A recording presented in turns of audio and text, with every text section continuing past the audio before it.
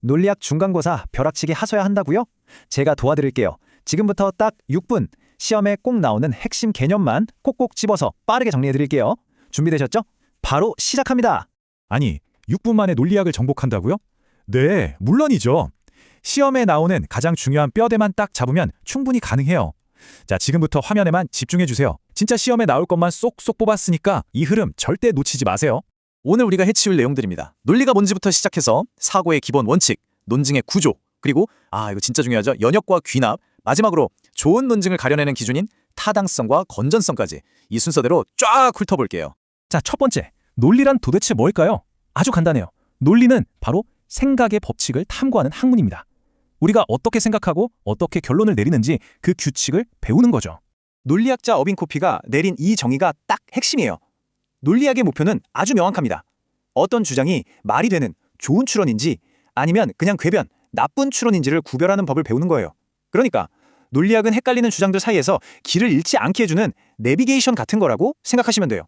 자, 그럼 그 생각의 법칙에는 뭐가 있을까요? 모든 논리적 사고의 바탕이 되는 4가지 기본 원리를 한번 볼게요. 뭐랄까, 논리 게임의 기본 룰이라고 생각하면 쉽습니다. 이거 말은 좀 어려워 보이는데 사실 간단해요. 동일률은 A는 그냥 A다. 모순율은 A면서 동시에 A가 아닐 수는 없다. 배중률은 A거나 A가 아니거나 중간은 없다. 이겁니다.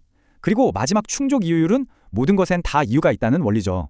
이 4가지가 형식 논리의 뼈대인데요. 근데 이게 모든 걸 설명하지 못해서 정지의 논리라는 비판도 받긴 해요. 이제 생각의 규칙을 알았으니 우리가 실제로 주장을 할 때 그 주장이 어떤 구조로 만들어지는지 한번 뜯어볼게요. 바로 논증을 구성하는 것들입니다. 논증을 만드는 기본 재료, 그게 바로 명제입니다. 여기서 제일 중요한 건 뭐냐면 참 또는 거짓으로 판정할 수 있어야 한다는 거예요. 예를 들어 지구는 둥글다. 이건 명제가 맞죠? 참이니까. 근데 문 좀 닫아. 이런 명령이나 오늘 기분 어때요? 같은 질문은 참이다 거짓이다 말할 수 없잖아요. 그러니까 명제가 아닌 거예요. 아시겠죠? 그리고 이 명제라는 벽돌들이 모여서 논증이라는 집을 짓는 겁니다. 논증은 하나 이상의 근거, 이걸 우리가 전제라고 부르고요. 이 전제를 바탕으로 하나의 주장, 즉 결론을 이끌어내는 과정이에요. 쉽게 말해 근거를 대면서 내 주장을 설득하는 그 과정 전체가 바로 논증인 거죠. 자, 이 예시를 보면 구조가 한눈에 들어오죠. 모든 인간은 죽는다. 소크라테스는 인간이다. 이 2가지 전제, 즉 근거가 있고요. 이 근거들이 합쳐져서 따라서 소크라테스는 죽는다라는 결론으로 자연스럽게 이어지는 거 보이시죠? 이게 바로 논증의 가장 기본적인 구조입니다. 자, 이제 정말 중요한 파트입니다. 논리학 시험에 단골로 나오는 거죠. 추론의 2가지 큰 길, 바로 연역과 귀납입니다. 이 둘을 확실하게 구분하는 게 진짜 중요해요. 이 둘의 가장 큰 차이점은요, 바로 확실성이에요. 확실성. 연역 논증은 전제가 전부 다 사실이면 결론은 100% 반드시 참이됩니다. 딴 길로 셀 수가 없어요. 하지만 귀납 논증은요, 전제가 아무리 그럴듯해도 결론은 그냥 아마 그럴 것이다 하는 개연성, 즉 확률의 문제예요. 확실성 대 개연성, 이 2 단어만 딱 기억하세요. 바로 이 까마귀 예시가 귀납을 아주 잘 보여주죠. 내가 지금까지 본 까마귀가 1000마리, 10,000마리라고 해도 그게 다 검은색이었다고 해서 세상의 모든 까마귀는 검다 이렇게 100% 확신할 수 있을까요? 아니죠. 내일 당장 알비노, 흰색 까마귀가 발견될 수도 있잖아요. 이렇게 몇 가지 구체적인 관찰 사례들로부터 일반적인 결론을 이끌어내는 것, 이게 바로 귀납 추론입니다. 우리가 경험을 통해 지식을 넓히는 방식이 바로 이 귀납 추론인데 여기에도 몇 가지 대표적인 유형들이 있어요. 뭐 이걸 다 깊게 파고들 건 아니고요. 어떤 것들이 있는지 이름만이라도 한번 쑥 짚고 넘어갈게요. 귀납에도 여러 전략이 있는 건데요. 방금 본 까마귀 예시가 귀납적 일반화고요.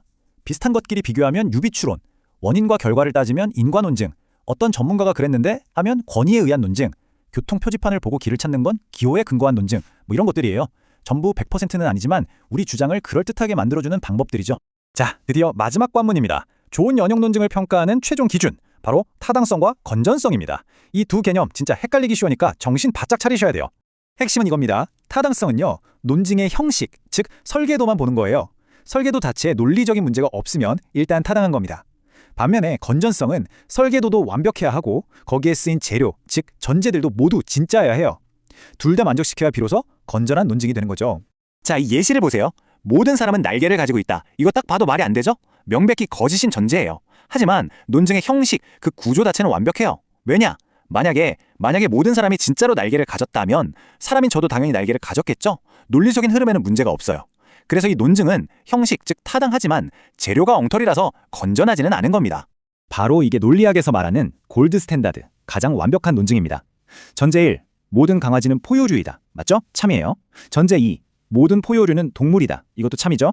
형식도 완벽하고 전제들도 모두 실제로 참입니다. 그러니까 결론이 참일 수밖에 없죠. 이런 걸 바로 건전한 논증이라고 부르는 겁니다. 자, 마지막으로 이 문장 정말 별표 5개 치고 기억하세요.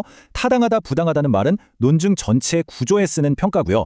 참이다, 거짓이다는 말은 각각의 명제에 쓰는 평가예요. 그러니까 시험에서 이 명제는 타당하다라거나 이 논증은 참이다 같은 말 쓰면 바로 틀리는 겁니다. 짝이 정해져 있는 거예요. 아셨죠? 자, 여기까지의 논리학의 핵심 개념들을 정말 초고속으로 정리해봤습니다. 우리가 지금까지 살펴본 건 아주 명확한 규칙을 따르는 형식 논리였어요. 그런데 과연 이렇게 딱딱 떨어지는 규칙들만이 우리 생각의 전부일까요? 우리 생각은 때로 모순을 끌어안고 변화하기도 하잖아요. 이 질문을 마음 한쪽에 남겨두시고 시험 잘 보시길 진심으로 응원하겠습니다.